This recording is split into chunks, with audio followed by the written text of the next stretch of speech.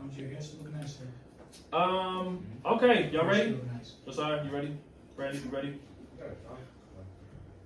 You ready? Yes, sir. Ready?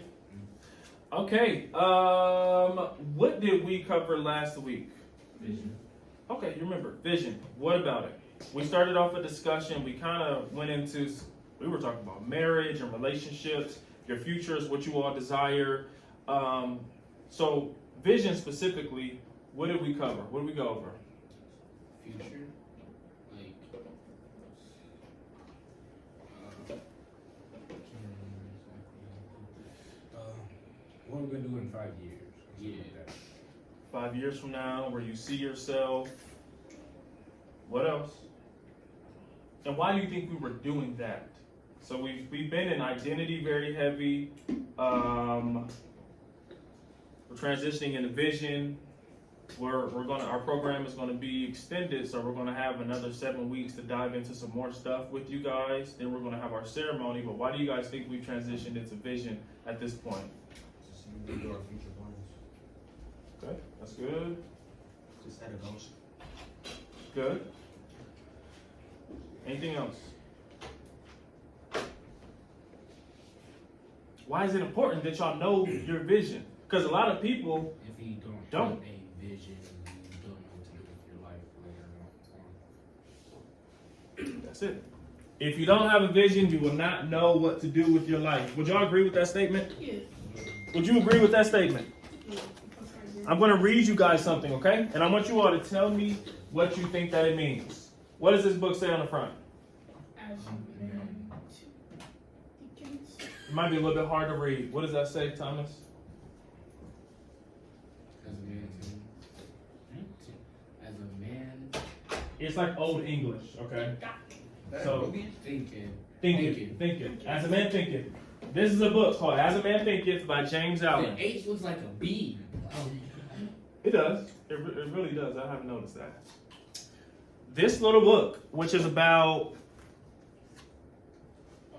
50 pages long, okay?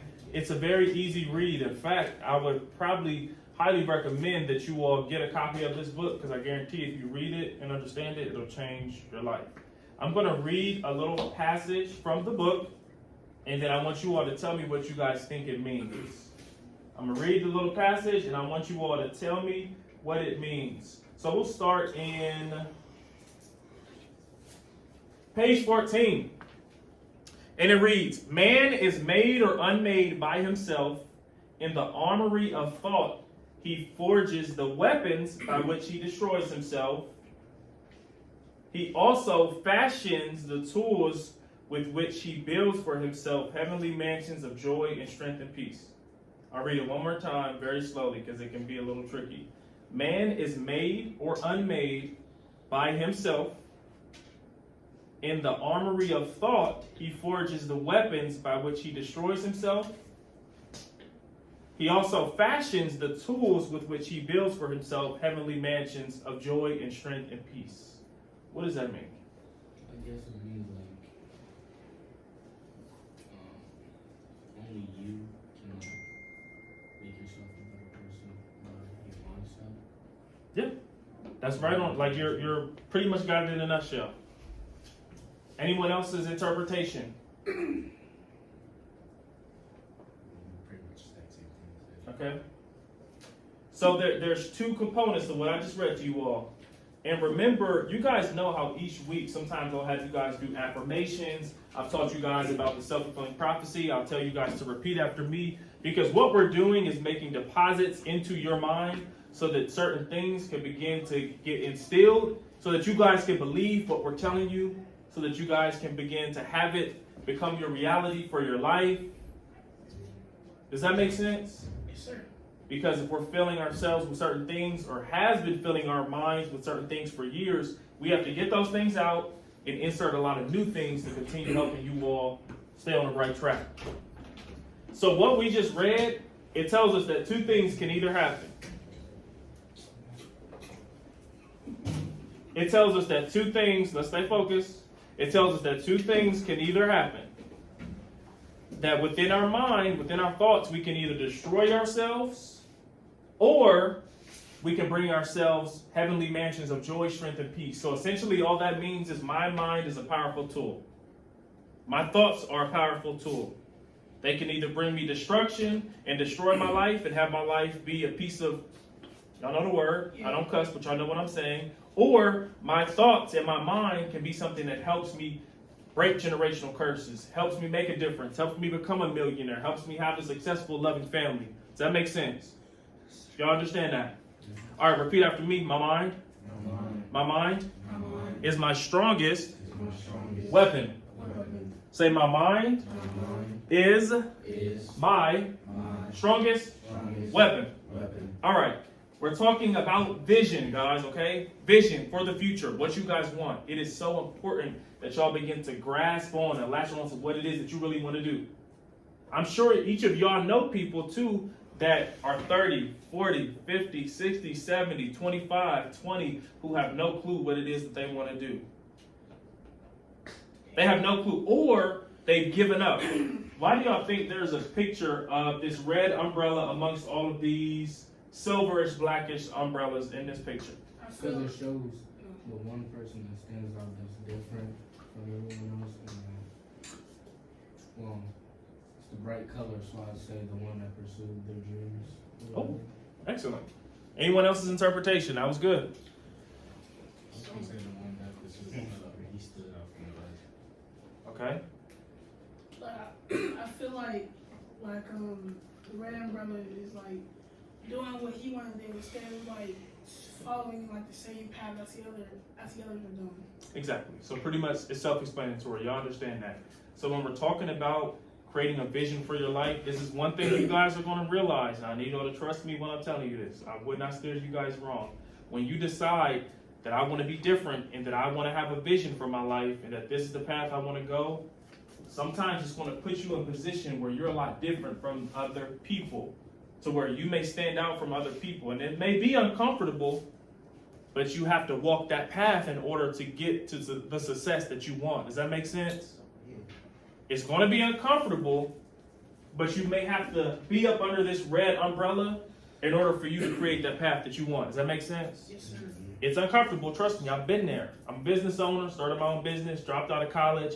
I did a lot of things that were contrary to what people wanted me to do, but I knew that I had a vision for my future, and everything has been working out. So, what is this a picture of, gentlemen? It looks like an angry family. Looks like an angry family, right? That's Angry family. a black angry family, correct. Let me ask you guys this question. Before I explain anything, do you guys think that family can be a barrier sometimes when people are pursuing their vision? Yes. Yeah. Why and how? Some people can be like, probably your dad or like your grandma that you don't like or something like, oh, you can't do that.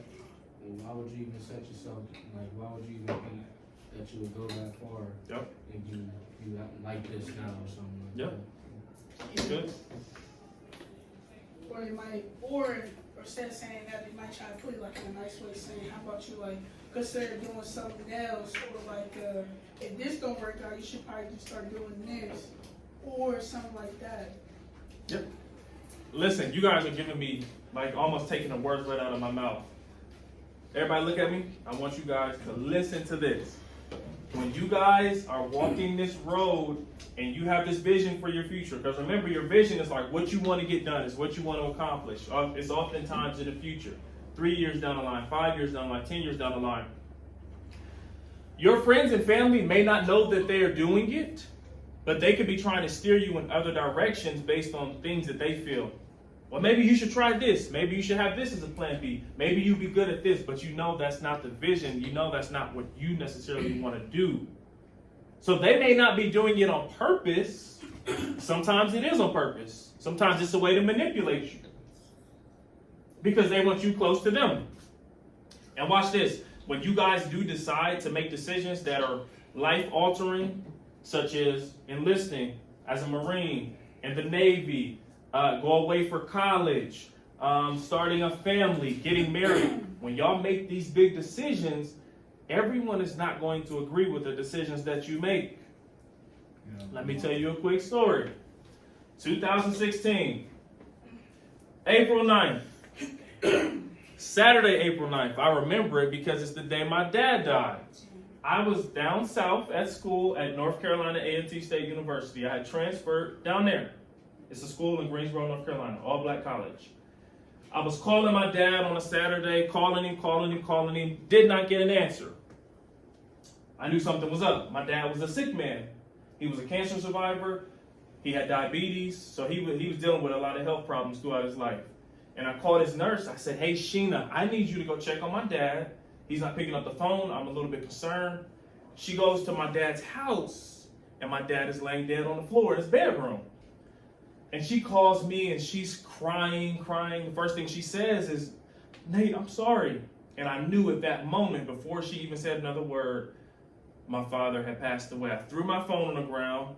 I started crying, and the guys and the girls who I lived with at the time, they all came over me and were like, what's going on? What's wrong? But that moment changed the course of my life. Because from that, I decided to leave school as well around that time. So I'm away at school. Everybody's proud of me, but I had to make a decision to leave because I'm like, y'all, I'm not really enjoying it like that. I want to start my own business. I'm always in the community doing what I do now. I want to leave. Do you guys think that everybody was in agreement with me doing that? No. Absolutely not. But it was one of the best decisions that I made. And so the point I'm trying to make is you guys are going to have moments and times in your life, and trust me, I've lived it. I'm a little bit older than you guys, so I know what I'm talking about. There's going to be points and times in your life where you have to make decisions that are the opposite of what people who love you want you to make. But you have to be bold enough to make the decision. Does that make sense? Yes, sir. And that's a part of having a what? Vision. Exactly. Somebody read this for me. Hard work. Develop tough skin. Begin to see life as an opportunity. Think about what you are gifted at. Keep visionaries around you. Don't let haters derail you. Give yourself permission. What's the last one? Give yourself permission. What's the last one? Give yourself permission. What's the last one? Give yourself permission. Give yourself permission. Young men, I want this to be the day that you literally start to give yourself the permission to be successful. Give yourself the permission to be different. Give yourself permission to pursue whatever it is that you feel you need to pursue. Because the question isn't, can you? It's not, can you go pursue this? Can you finish college? Can you enlist in the Marines? Can you start a business? The question is, will you? There's a big difference. Because we know that y'all have the ability and the talents and the gifts. God gave it to you. You have it. What can you do with them? The question is, are you going to use them? Are you going to do it? Will you? It's not can you, it's will you. Does that make sense? Yeah. Give yourself permission.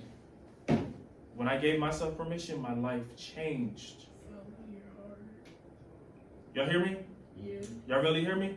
Yeah. All right. Clap it up for yourselves real quick. Gentlemen, we are going to put you on your hoodie if you have a little